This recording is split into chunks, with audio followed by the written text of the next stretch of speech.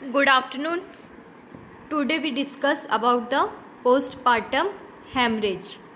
postpartum hemorrhage जो mainly रहता है वो postnatal जो पीरियड रहेगा आफ्टर प्लेजेंटा डिलीवरी के टाइम पे जो ब्लीडिंग होती है उसको बोलते हैं postpartum hemorrhage. ब्लीडिंग का अमाउंट डिपेंड करता है, जैसे कि नॉर्मल वजाइनल डिलीवरी है तो उसके अंदर अप्रोक्स 500 ml के करीब, और अगर LSCS है तो उसके अंदर 1000 ml के ऊपर डिपेंड करेगा.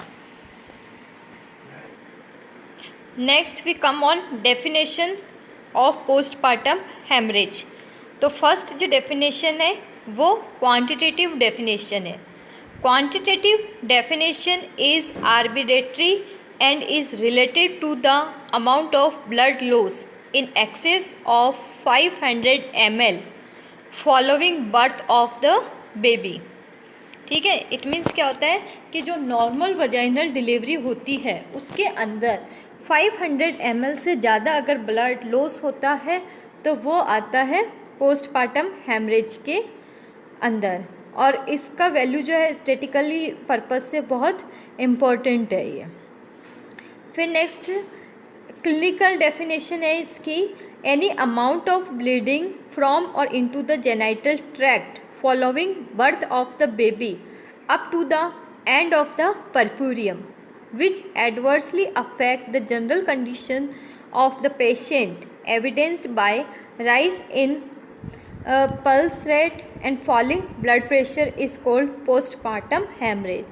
According to this clinical definition कि एनी अमाउंट ऑफ ब्लीडिंग जो है जेनाइटल ट्रैक्ट से आ रहा है, जो मेनली क्या करता है फॉलोइंग बर्थ, बेबी के डिलीवर होने के बाद, मतलब प्लेजेंटा के डिलीवर होने से पहले वाला पीरियड और बाद का पीरियड वो भी इसके अंदर इंक्लूड होता है. और इतनी सीवियर ब्लीडिंग होती है जो वुमेन की जो जनरल कंडीशन है उसके अंदर डेलिटेरियस इफ़ेक्ट डालती है. जो पल्स रेट है वो इंक्रीज़ हो जाती है और ब्लड प्रेशर जो है वो डाउन हो जाता है. इसको बोलते हैं पोस्टपार्टम हेमरेज. फिर नेक्स्ट जो है amount of blood loss, PPH के अंदर अगर माइनर होता है तो less than 1 litre blood loss होता है, मेजर होता है तो more than 1 litre amount of blood loss होता है, और अगर सीवियर होता है तो उसके अंदर more than 2 litre blood loss होगा. फिर नेक्स्ट होता है इंसिडेंस. जो इसका इंसिडेंस होता है वो डिफरेंट रहता है और मेनली एग्जैक्ट आइडेंटिफाई नहीं होता, लेकिन according to DC Dutta incidence is about 4 to 6% of all deliveries. Next है complications of third stage of labour के अंदर, कि जो पोस्टपार्टम हेमरेज होता है वो 2 कैटेगरी के अंदर डिवाइड है. 2 टाइप्स होते हैं, एक होता है प्राइमरी और सेकंड होता है सेकेंडरी. प्राइमरी जो है वो within 24 hours after the birth of the baby है. ठीक है, फिर जो प्राइमरी है इसको वापस 2 कैटेगरी के अंदर डिफरेंट किया है. फर्स्ट जो होता है उसको बोलते हैं third stage haemorrhage. It means ये जो है ब्लीडिंग वो लेबर की जो थर्ड स्टेज है उसके अंदर प्रेजेंट होती है. Bleeding occur before expulsion of placenta. It means placenta के सेपरेशन एंड एक्सपल्सन से पहले जो ब्लीडिंग होती है उसको बोलते हैं थर्ड स्टेज हेमरेज. फिर नेक्स्ट होता है true postmortem haemorrhage. True postpartum haemorrhage जो है, ट्रू मतलब एग्जैक्ट ब्लीडिंग कब होगी, आफ्टर एक्सपल्सन ऑफ प्लेसेंटा, उसको बोलते हैं ट्रू पोस्टपार्टम हेमरेज. लेकिन ये जो ब्लीडिंग है विथिन 24 आवर्स के अंदर होगी. फिर नेक्स्ट होता है सेकेंडरी हेमरेज. सेकेंडरी हेमरेज जो है वो beyond 24 hours and within puerperium period. It means जो ये ब्लीडिंग रहेगी वो 24 आवर्स के बाद और परप्यूरियम पीरियड के अंदर रहती है. इसको डिले और लेट परपुरल हेमरेज भी कहेंगे। नेक्स्ट होता है कॉम्प्लिकेशंस। क्या क्या कॉम्प्लिकेशंस होंगे इसके अंदर, और मेनली ये थर्ड स्टेज का कॉम्प्लिकेशंस भी है, ठीक है। जैसे पोस्टपार्टम हेमरेज है, रिटेंशन ऑफ प्लेजेंटा है, शॉक, हेमरेज और non haemorrhagic shock, pulmonary embolism either bye amniotic fluid और एयर या यूटेराइन इन्वर्सन। ये मेन कॉम्प्लिकेशंस डेवलप होते हैं थर्ड स्टेज के अंदर। अब नेक्स्ट होता है कोजेस। जो प्राइमरी पोस्टपार्टम हेमरेज का कोजेस क्या है। फर्स्ट होता है atonic uterus. Atonic uterus it means कि जो नॉर्मल यूट्रस की कॉन्ट्रैक्टाइल प्रॉपर्टीज़ जो रहेगी वो इसके अंदर क्या रहेगी, एब्सेंट हो जाती है। मतलब यूट्रस जो है वो रिट्रैक्शन फेज के अंदर रहता है, इसको बोलते हैं एटोनिक ऑफ यूट्रस। इसके जो फीचर्स, मेन रीजन जो रहेगा वो रहता है ग्रैंड मल्टीपेरा या over distension of the uterus. इसकी वजह से इनएडुकेट रिट्रैक्शन प्रेजेंट रहेगा।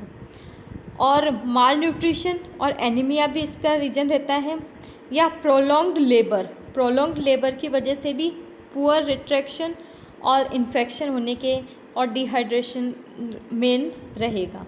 फिर एनेस्थेसिया का अगर इफ़ेक्ट रहेगा तो वापस जो यूट्रस की टॉनिसिटी है वो नॉर्मल होने में टाइम लगती है। या इनिशिएशन और induction of delivery by oxytocin जो रहेगा वो मेन रीजन रहता है, क्योंकि उसका इफ़ेक्ट जो है वो लास्ट तक कंटिन्यू, जैसे कि एटलीस्ट 1 आवर आफ्टर डिलीवरी तक प्रेजेंट होना चाहिए, वो इसके अंदर एब्सेंट रहेगा। फिर माल फॉर्मेशन ऑफ द यूट्रस। अगर यूट्रस का जो प्रॉपर स्ट्रक्चर डेवलपमेंट नहीं है, जैसे सेप्टेड यूट्रस है या कॉर्नुअल रीजन है, बाइकॉर्नुट यूट्रस है, तो उसके वजह से भी एटोनिसिटी रहती है।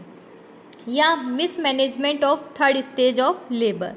जो लेबर का जो थर्ड स्टेज का अगर प्रॉपरली मैनेजमेंट नहीं होता, लाइक जैसे बच्चे का नीडिंग एंड है ना, फिडलिंग द यूट्रस करते हैं, premature attempt to delivery the placenta separate नहीं होता, उससे पहले ही उसको डिलीवर करने की ट्राई करते हैं, या manual separation of the placenta, तो उसकी वजह से भी इंक्रीज ब्लड लॉस रहेगा। फिर नेक्स्ट होता है प्लेजेंटा जो है उसका अटैचमेंट या तो एक्रीटा है, परक्रेटा है, पार्सली या कम्प्लीटली या रिटेन्ड रहेगा, तो वो भी वहाँ की टॉनिसिटी के ऊपर इफ़ेक्ट डालता है। फिर नेक्स्ट होते हैं कुछ ड्रग, जैसे टोकोलाइटिक ड्रग्स अगर यूज़ होती है या मैग्नीशियम सल्फेट यूज़ होती है तो वो भी इफ़ेक्ट डालती है। नेक्स्ट आते हैं ट्रॉमेटिक पे।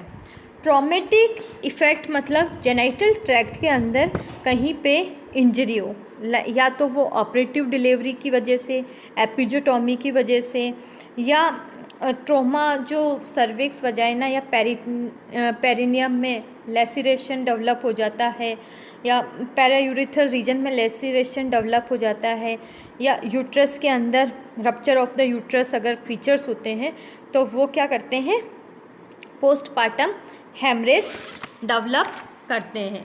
नेक्स्ट होता है रिटेन टिश्यू। रिटेन टिश्यू के अंदर क्या होता है, अगर कुछ प्लेजेंटा का या ब्लड क्लोट्स या अम्नियोन या कोरियोन का कुछ पार्ट जो रहेगा वो यूट्रस के अंदर स्टे रह जाता है, रुक जाता है, तो उसको बोलते हैं retain tissue. Blood coagulopathy. Blood coagulopathy के अंदर कि जो कोगुलेशन फैक्टर्स जो रहेंगे वो इसके अंदर प्रॉपरली, जैसे हेल्प सिंड्रोम है उसके अंदर क्या होता है, लो प्लेटलेट्स हो जाती है, तो उसकी वजह से भी क्लोटिंग फैक्टर्स के अंदर इफेक्ट आएगा। या पर्सन को कोई एक्वायर्ड और कंजेनाइटल ब्लड कोगुलेशन डिसऑर्डर हो तो वो भी इफ़ेक्ट डालता है ब्लीडिंग में। फिर नेक्स्ट होता है एटोनिक ऑफ यूट्रस। मतलब एटोनिक यूट्रस जो है इट इज़ द मेन, इन सब रीजन में से एटोनिक यूट्रस जो है वो 80% चांस होता है पोस्टपार्टम हेमरेज का। नेक्स्ट आता है डायग्नोसिस। किस ढंग से हम आइडेंटिफाई करते हैं, तो इसके लिए फर्स्ट जो है वो होता है pre delivery haemoglobin level, check करना है। पीपीएच की वजह से एचपी लेवल जो है वो डाउन हो जाएगा। Second, degree of pregnancy induced hypervolaemia जो है वो चेक करना है। Next, speed at which blood loss occur, कितना ब्लड लॉस हो रहा है उसका amount of blood loss check करेंगे। फिर next, alteration of pulse, blood pressure and pulse pressure appears only after 2 hours haemorrhage जो रहेगा वो उसके अंदर हमें वाइटल साइंस के अंदर चेंजेस दिखाई देंगे। नेक्स्ट, स्टेटस ऑफ यूट्रस जो है वो चेक करेंगे, एब्डोमिनल एग्जामिनेशन करके स्टेटस ऑफ यूट्रस जो होता है वो चेक करते हैं। अगर ट्रॉमेटिक हेमरेज है तो uterus is found well contracted, और एटोनिक हेमरेज है तो uterus is found flabby and become hard on massaging. Both the atonic and traumatic cause में coexist even following massive blood loss from the injured area. ठीक है, it means क्या होता है, traumatic haemorrhage रहेगा तो यूट्रस की condition कैसे रहेगी, वेल कॉन्ट्रैक्टेड रहेगा, और एटोनिक हेमरेज रहेगा तो उसके अंदर क्या रहेगा कि यूट्रस जो है वो फाउंड जो रहेगा वो फ्लेबी रहेगा, और मसाज जैसे करेंगे तो उसके अंदर हार्डनेस डेवलप होती है। फिर नेक्स्ट है इसके लिए प्रिवेंशन के लिए क्या करना है। तो प्रिवेंशन के लिए फर्स्ट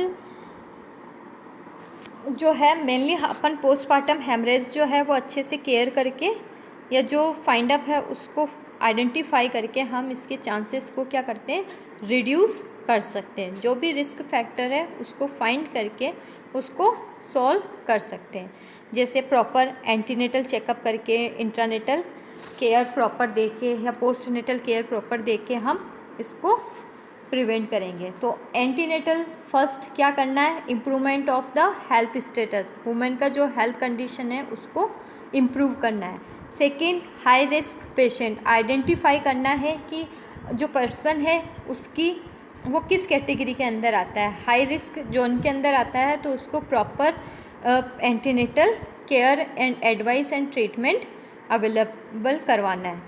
नेक्स्ट होता है ब्लड ग्रुपिंग। ब्लड ग्रुपिंग के लिए ABO and RH compatibility check करते हैं। ब्लड ग्रुपिंग का एक ही पर्पज़ होता है कि अगर ब्लड लॉस होता है तो एडवांस डोनर जो है वो अवेलेबल हो। नेक्स्ट, प्लेजेंटल लोकलाइजेशन, ये सोनोग्राफी के थ्रू एग्जैक्ट प्लेजेंटा का लोकल कहाँ पे सिचुएशन है, कहाँ सिचुएटेड है, उसका कहाँ साइट है जहाँ वो इम्प्लांट है उसको प्रॉपरली चेक किया जाता है, जिससे हम एंटीपार्टम हेमरेज जो मेन रीजन रहेगा उसको भी सॉल्व कर सकते हैं ना। फिर नेक्स्ट होता है, ये बाय सोनोग्राफी के थ्रू होता है। फिर all women with prior caesarean delivery, ये भी चेक करना है कि जो पहले वुमेन है उसकी जो वुमेन है उसकी पहले सिजेरियन सेक्शन हुआ है क्या। फिर वुमेन का जो प्लेजेंटा का इम्प्लांटेशन है वो कैसा है, एक्रीटा, इनक्रीटा, परक्रेटा, ऐसा कोई फैक्टर्स तो नहीं है, वो चेक करते हैं। फिर नेक्स्ट होता है इंट्रानेटल। इंट्रानेटल के अंदर क्या होता है कि अगर पीपीएच की कंडीशन होती है तो उसको active management of 3rd stage of labour के थ्रू करेक्ट कर सकते हैं एटलीस्ट 60%। ठीक है।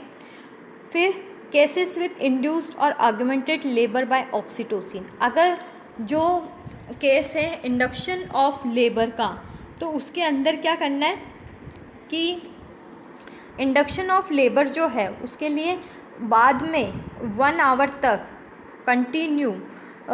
कंटिन्यू ऑक्सीटोसिन का इफ़ेक्ट रहे, इतनी क्वांटिटी में ऑक्सीटोसिन इन्फ्यूज़ करना है। फिर next, women delivered by caesarean section, अगर सिजेरियन सेक्शन के थ्रू भी डिलीवरी हो रही है तो क्या करना है, oxytocin 5 international unit slow IV given to reduce blood loss, या ऑक्सीटोसिन का एक डेरिवेटिव्स होता है carbetocin 100 μg is very useful to prevent PPH। Next करना है एक्सप्लोरेशन ऑफ यूट्रोवेजाइनल कैनाल, जो भी बर्थ कैनाल है उसको प्रॉपरली चेक करना है कि उसके अंदर कोई पार्ट रिमेनिंग तो नहीं है या बर्थ कैनाल के अंदर कहीं पे इंजरी तो डेवलप नहीं हुई है।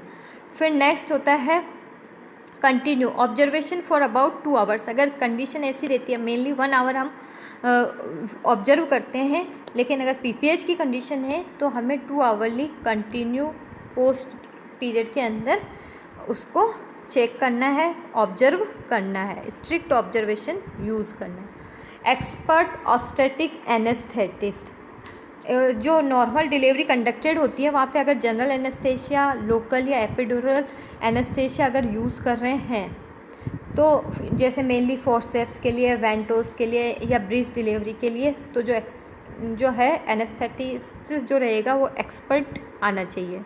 फिर नेक्स्ट होता है during caesarean section. During caesarean section जो रहेगा तो इसके अंदर वेट करना है प्लेजेंटा का सेपरेशन का, है ना, spontaneous separation and delivery of the placenta, जिससे क्या होगा 30% चांस जो होंगे वो रिड्यूस होंगे ब्लड लॉस होने के। फिर नेक्स्ट होता है examination of the placenta. After जब प्लेजेंटा सेपरेट और एक्सपेल्ड हो जाता है तो उसको कंप्लीट चेक किया जाता है, ठीक है। उसकी स्ट्रक्चरल कंपोनेंट पूरा का पूरा चेक करेंगे और क्लियर करते हैं कि कुछ पार्ट उसका अंदर तो रिमेनिंग नहीं है, यूट्रस के अंदर कोई पार्ट रिमेनिंग तो नहीं है, ये क्लियर करते हैं। अब मैनेजमेंट जो प्रिंसिपल है, फर्स्ट एक्टिव मैनेजमेंट का है ये, तो इसके अंदर फर्स्ट जो रहता है to empty the uterus of its content and to make it contract. जो भी यूट्रस के अंदर जो पार्ट रहेगा, वो जैसे ब्लड क्लोट्स रहेंगे या प्लेजेंटा का कुछ पार्ट्स रहेगा या मेम्ब्रेन का कुछ पार्ट रहेगा, उसको कंप्लीट इम्पेटी करना है। Second, to replace the blood loss. जितना ब्लड लॉस हुआ है उसको वापस रिप्लेस करना है, जिससे हम शॉक से प्रिवेंट कर सकते हैं।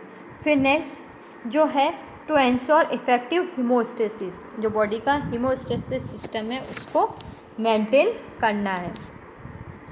इसके लिए फर्स्ट अगर ब्लीडिंग प्लेजेंटल साइट है तो क्या करना है, फर्स्ट जो है to palpate the fundus and massage. Second, to start crystalloid solution. Next, oxytocin infuse करना है। फिर next, to catheterise the bladder करना है। फिर next, to give antibiotics, ampicillin 2 gram and metronidazole 500 milligram IV infuse करना है। इसके लिए फर्स्ट क्या होता है, जैसे to palpate the fundus and massage करना है।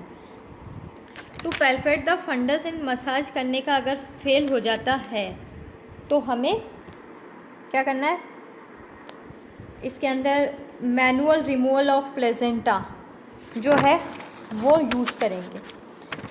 इसके लिए क्या करेंगे, फर्स्ट जो होता है मैनुअल रिमूवल ऑफ प्लेजेंटा जो है वो अंडर जनरल एनेस्थेशिया प्रोसीजर होता है। अगर जनरल एनेस्थेशिया अवेलेबल नहीं है तो deep sedation with 10 milligram diazepam IV use करना है। पेशेंट को लिथोटॉमी पोजीशन देनी है। फिर उसके बाद कंटिन्यू असेप्टिक टेक्निक मेंटेन करना है, कैथेटराइजेशन करना है पेशेंट को। फिर इसके बाद नेक्स्ट स्टेप आता है कि इसके अंदर वन हैंड जो राइट हैंड होता है उसको कोन शेप्ड के अंदर इनर साइड के अंदर फॉलोइंग द कोड यूट्रस के अंदर इंसर्ट करना है। फिर उसके बाद नेक्स्ट क्या होता है, जो लेफ़्ट हैंड होता है उससे counter pressure on the uterine fundus is applied by the other hand, जो लेफ़्ट हैंड है उससे क्या होगा, एब्डोमिनल हैंड बोलेंगे उसको, ये guide the movement of the finger inside uterine cavity until the placenta is completely separated। फिर उसके बाद नेक्स्ट क्या होगा, finger are insinuated between placenta and the uterine wall with the back of the hand in contact with the uterine wall. The placenta is gradually separated with a sideway slicing movement of the fingers until whole of the placenta is separated. Next होगा when the placenta is completely separated, it is extracted by traction of the cord by other hand. The uterine hand is still inside the uterus for exploration of the cavity to be measured that nothing is left behind. उसके बाद last में intravenous methergine 0.2 mg is given. Next फिर करते हैं placenta and membrane are inspected for completeness and be sure that the uterus remain hard and contracted. ये diagram show हो रहा है, मैनुअल रिमूवल ऑफ प्लेजेंटा का है. इसके अंदर फर्स्ट वुमेन को लिथोटॉमी पोजीशन दे रखी है. फिर जो राइट हैंड है उसको इनर साइड के अंदर इंट्रोड्यूस कर रहे हैं और जो लेफ़्ट हैंड है उसको सपोर्ट करते हैं ऊपर जो है एब्डोमिनल फंडस के साइड पे सपोर्ट करते हैं. ठीक है, ये मैनेजमेंट होता है, इसको बोलते हैं मैनुअल रिमूवल ऑफ प्लेजेंटा का प्रोसीजर भी आता है इसके अंदर. फिर है management of true postpartum haemorrhage. True postpartum haemorrhage मतलब कब? जब प्लेजेंटा की डिलीवरी हो जाती है उसके बाद विदिन 24 आवर्स वाले पीरियड के अंदर. इसके अंदर फर्स्ट जो होता है कॉल फॉर एक्स्ट्रा हेल्प करते हैं. मतलब एक पर्सन जो सिंगल है उससे अगर कंप्लीट केयर पॉसिबल नहीं है तो हम जो ऑब्स्टेट्रिशियन है या रजिस्टर्ड सीनियर नर्स है उसको हेल्प के लिए बुलाते हैं. फिर put in 2 large bore intravenous cannula use करेंगे. की पेशेंट फ्लैट एंड वार्म. फिर send blood for blood count, group cross matching and other diagnostic test like coagulation screening test के लिए यूज़ करते हैं. फिर infuse rapidly 2 litres of normal saline या colloid solution जो रहेगा उसको इन्फ्यूज़ करना है. ऑक्सीजन देनी है 10 to 15 लीटर पर मिनट. ऑक्सीटोसिन देना है 10 unit of oxytocin in 1 liter of normal saline. IV at the rate of 60 drops per minute. अब नेक्स्ट ट्रू पोस्टपार्टम हेमरेज के लिए जो मैनेजमेंट रहेगा ये डिपेंड ऑन कोज रहता है. जैसे कि एटोनिक ऑफ यूट्रस है तो उसके अंदर फर्स्ट अपन क्या करते हैं, मसाज द यूट्रस करते हैं. ठीक है, मसाज करने के बाद इंट्राविनस ऑक्सीटोसिन इन्फ्यूज़ करा. फिर उसके बाद प्लेजेंटा जो एक्सपेंड है उसको चेक करा. फिर भी अगर ब्लीडिंग कंटिन्यू रह रही है तो क्या करते हैं हम इसके अंदर क्या करेंगे, इसके अंदर मसाज हो गया. फिर उसके बाद कंप्लीट कोड ट्रैक्शन वाला भी हो गया. फिर नेक्स्ट हम इसके अंदर प्रोस्टाग्लैंडिन है ना 15 मिथाइल PGF2 अल्फ़ा 250 म्यूग्राम IV या IM इन्फ्यूज़ करते हैं. मीजोप्रोस्टोल 1000 म्यूग्राम पर रेक्टम इफ़ेक्टिव है वो यूज़ करेंगे.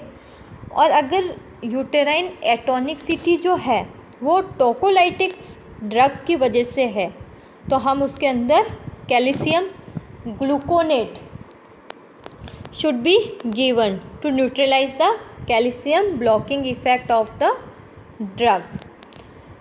ये सब करने के बाद भी अगर PPH रुक नहीं रहा तो हम थर्ड स्टेप अप्लाई करते हैं यूटेराइन मसाज एंड बाईमैनुअल कंप्रेशन. इसके लिए हम क्या करते हैं, होल हैंड जो रहेगा right hand introduce into the vagina in cone shaped fashion after separating the labia. Vaginal hand is clenched into a fist with the back of the hand directed posteriorly and the knuckles in the anterior fornix, and the other hand is placed over the abdomen behind the uterus to mark it anteverted position. The uterus is firmly squeezed between the two hands. It may be necessary to continue the compression for a long period until the uterus is regained our tone. और check करेंगे फिर bleeding, अगर bleeding रुक जाती है तो procedure complete है. अगर ये प्रोसीजर भी फेल होता है तो यूज़ फोर्थ यूटेराइन टेम्पोनेट. इसके लिए टाइट यूटेराइन पैकिंग यूज़ करेंगे.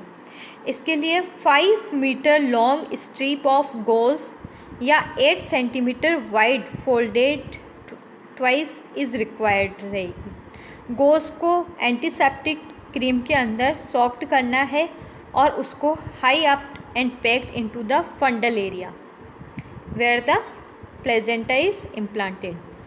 और उसके बाद जो वजाइनल कैविटी है उसके अंदर भी पैक को करना है. पैक करने के बाद एब्डोमिनल बाइंडर करेंगे. फिर नेक्स्ट क्या करेंगे, इंट्रा यूटेराइन प्लगिंग होने के बाद इसको कंटिन्यू चेक करते हैं और ये क्या करता है, डायरेक्ट हीमोस्टेटिक प्रेशर मेंटेन करता है. और इसको हम आफ्टर 24 आवर्स के बाद रिमूव करेंगे. फिर नेक्स्ट होता है बैलून टेम्पोनेट. बैलून टेम्पोनेट के अंदर क्या होता है, हाइड्रोस्टेटिक बैलून कैथेटर को यूट्रस की कैविटी के अंदर इंसर्ट करेंगे. और इसका प्रोसीजर या मैकेनिज्म जो सेम यूटेराइन पैकिंग के तरह ही रहता है. Next, thank you.